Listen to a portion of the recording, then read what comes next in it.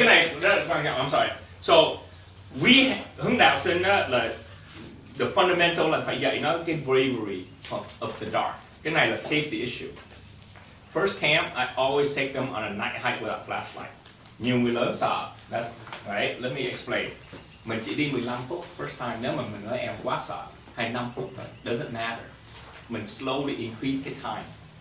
Right? To the point where bây giờ nó đi cắm trại buổi tối á, tụi nó không có cần đèn pin để set up tent. Nó walk around without flashlight, nó quen rồi. Nếu mà có mặt trăng nữa là nó mừng lắm. Nếu mà chỉ có star thôi mà cloudy á, thì nó phải cầm tí đèn, right? Nhưng mà cái night hike á, với cái day hike á, rất là quan trọng trong hướng đạo. Hướng đạo là about observation. On the hike, they see things, and we usually challenge them On the day hike. Yeah, on the day hike, right? We tell them observe, because we're going tonight without flashlight. That's right.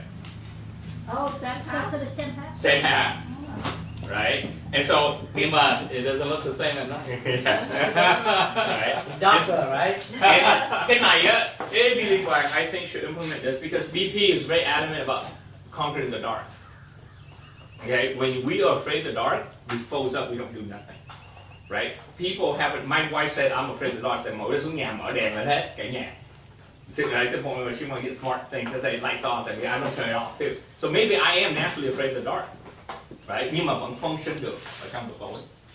Right? So cái day hike, cái night hike á, mình đừng có sợ cái distance, mình go vào cái hour, mình coi để ý mấy em. Cái cách mà Khoa đi hiking á, là Khoa nói cầm nước, Khoa nói này, Khoa sẽ có cho Khoa but a little bit extra for emergency. Nhưng mà Khoa không có ngồi đó mà giảng đạo 2 tiếng đồng hồ cần cái gì để on a hike.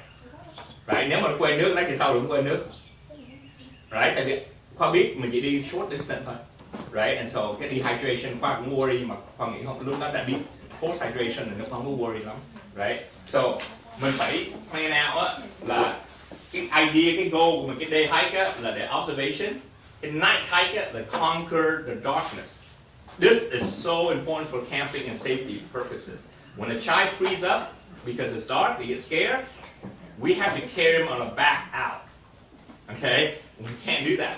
So on the initial camp, right, slowly increase.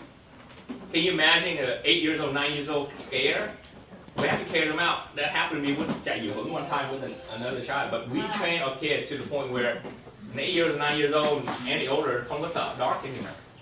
Right? It's why we do increment. Đừng có go straight to 3 hours. Right? Start half an hour, 15 minutes, depend on sợ. Cái night buổi tối á, tụi nó sẽ nắm tay nhau rất là thân. Nó sợ mà. Right? And we have a way that we hike too. We have a point man, which is a child. We ask a volunteer. They show us which direction to go. We have a navigator, which is the middle child. Okay, and then we have a tail, right? Which can gather and make sure everybody's going up, right? So the navigator and the point man and the tail have to work together.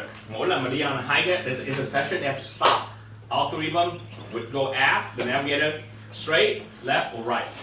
Once they make the decision which way they're going to go, then they can continue with the hike.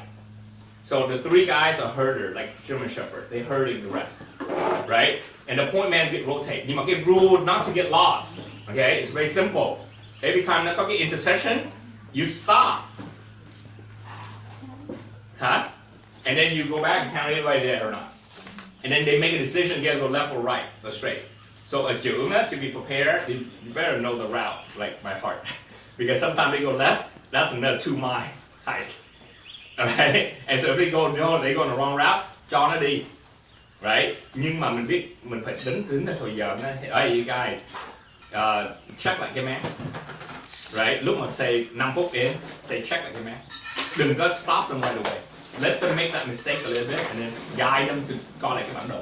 So cái hike này á, người trưởng á, phải know the route beforehand. Right? Tại vì cái giờ rất là quan trọng. Right? And then lúc mà mình đi 5 phút into wrong route, mình biết là wrong route đó, mình nói thằng point man and navigator hey bộ tới sáng. Right? And so cái đi bộ tới sáng là first class, all my first class does that, right? So But that's intentional, that's unintentional. yeah, that's intentional. So cái này á, increment. So by the time they get here, an 8 years old can do an 8-mile hike. No problem. Không có complain. Right? But his daughter, I think, how old is her name? Paloma. Yeah, from Paloma. She lead the whole Đoàn on a 7-mile hike here in this park, right? She made a little bit mistake, but it's only take like 10 minutes extra, right? Nhưng mà cái point là you want to train them to the point where they can hike all day, 8 hours, 10 hours, right? And that's the goal, right? Then you can do the backpacking trip. But easy at this level, you can do the backpacking trip, right? At that level. But even backpacking trip, you have to prepare them for it, right? So that's pretty much our outdoor. Again, you got to keep repeating, go back. That có em mới, you got to keep go back to the first stage, right?